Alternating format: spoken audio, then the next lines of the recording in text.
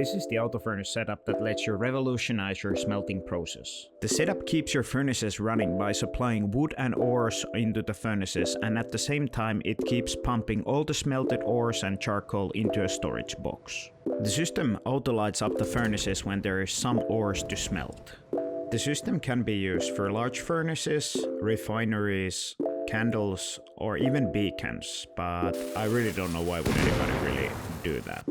The system does not only turn itself on, but also monitors the boxes, and when there's no more ores to smelt, the system auto turns off the wood conveyor that will auto turn off the furnaces.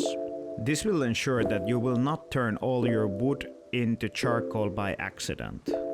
The setup is suitable for any sized group and easy to build. The system uses two concepts that are explained in detail in my earlier videos. We don't need an export conveyor because we use the same method as we did in my electric furnace setup, and we built the logic that turns on and off the furnaces using the brain conveyor method, which is explained in more detail in my AutoCrafter video. If you want to understand more better how the setup works and why it works, I suggest you go and see the videos, but if you're only interested in building the setup, everything you need will be included in this video. At the start, when the box is empty, naturally nothing happens, but the magic starts to happen when you start adding resources to the box. At this time, usually similar setups will start to feed wood into the furnaces and light them up without ores, but this setup will not start the furnaces unless we have ores to smelt. Only when we add ores to the box, the brain conveyor will send a pulse to turn on the wood conveyor. The materials will start to get fed into the furnaces, and when the wood is pushed to the furnaces, it will trigger the light up process. Let's take that a bit slower again. When the wood is pushed to the furnaces, it will trigger the filter pass gate in the conveyor, which triggers the timer. And the timer sends electricity to the igniter, which lights up the furnaces. After this, as long as there's ores in the box, the conveyor will keep on pushing them into the furnaces where they will get smelt, and pull the metals and charcoal back to the box. This process will keep on going until there's no ores left in the box. When the ores run out into the box, the brain conveyor will send a pulse that turns off the wood conveyor, which will stop the flow of wood into the furnaces. The furnaces will keep on burning the materials that are still inside the furnaces, and the conveyor will keep on pumping the materials back to the storage box. Eventually the wood will run out in the furnaces, which will result in the furnaces turning off, and it will prevent you from burning any more wood than you actually have to. The build is fairly simple. First you place your deployables as they are placed here, and then hook your power source into your battery. We're going to start with the electricity.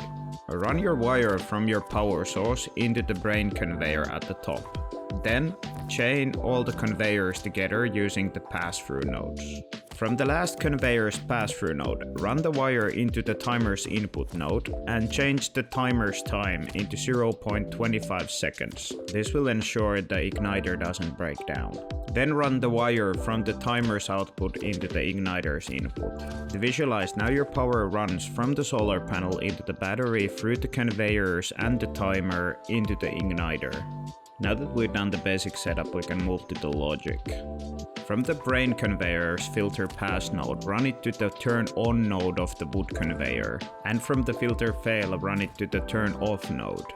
After this, from the wood conveyor's filter pass, run it to the toggle on of the timer. Now we are ready for the electricity, and your setup should look something like this.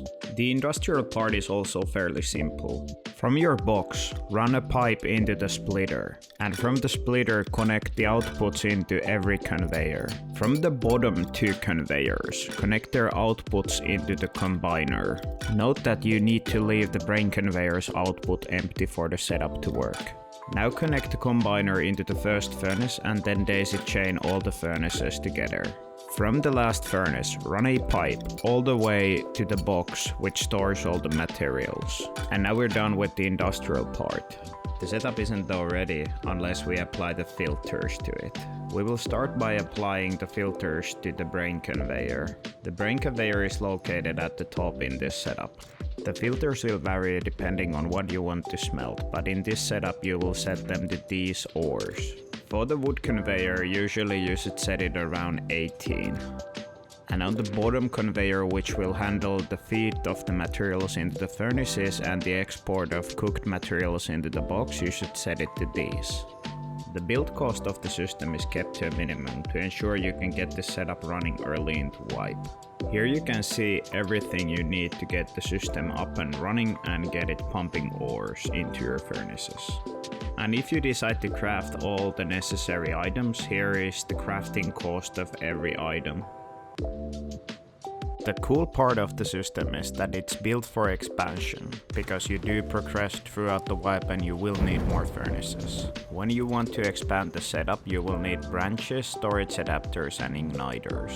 Start by placing a branch under the first igniter you placed in the earlier setup. Take the wire from the igniter's input and run it to the input of the branch. Set the branch to 1 and from the branch out run it to the igniter's input. From the branch's output, run a wire wherever you want to place the next furnace setup. Then place a branch, set the branch to 1, place your igniter on top of the furnaces, and from the branch's branch output, run the wire into the igniter's input. Next, repeat this step to all the furnaces and all the igniters that you want to ignite. After this is an illustration of what will happen when the timer lights up all the igniters. For the industrial part, we will take the previous output node and run it to the last furnace's output node. After that, we need to daisy chain all the furnaces that we've added into the setup like we did in the previous setup. So we're gonna start running all the furnaces into the same setup. Especially when you're daisy chaining a large amount of furnaces, it's a good habit to change the color so you will know which goes where. Once you completed the daisy chaining of the furnaces, everything will work as in the first setup. And now you know how to build this simple and easy to build auto light up setup that actually turns off when you run out of ores. In the video description you can find the link to the Rustition circuit that can help you when you're actually building this setup in server while you're playing. If you want to copy the actual filters I'm using, press the configuration icon and then press copy.